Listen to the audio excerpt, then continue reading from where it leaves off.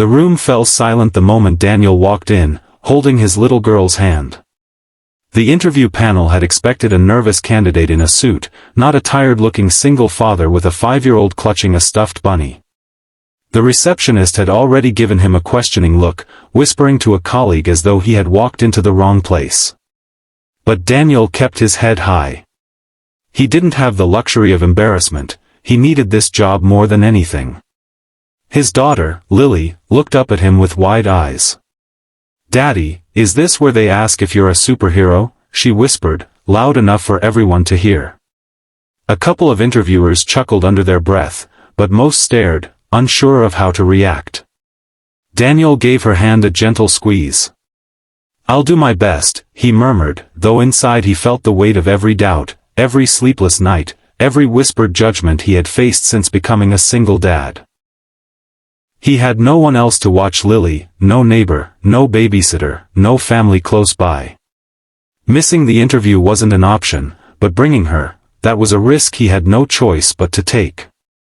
The panel shifted awkwardly as he took a seat, Lily climbing onto the chair beside him. He apologized quietly, explaining his situation in a calm but firm tone. Some of the interviewers exchanged glances, their expressions unreadable. For a moment, Daniel thought he had already ruined his chances. Then, the glass doors at the back of the room slid open. A tall man in an immaculate suit walked in, everybody straightened immediately. The CEO. He glanced at the panel, then at Daniel, then at Lily, who had started to swing her legs off the chair like she was in a playground instead of a corporate office. The CEO didn't scold or frown. Instead, he smiled.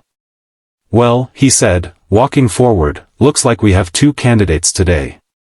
Gasps and soft laughter rippled through the room, but Daniel froze.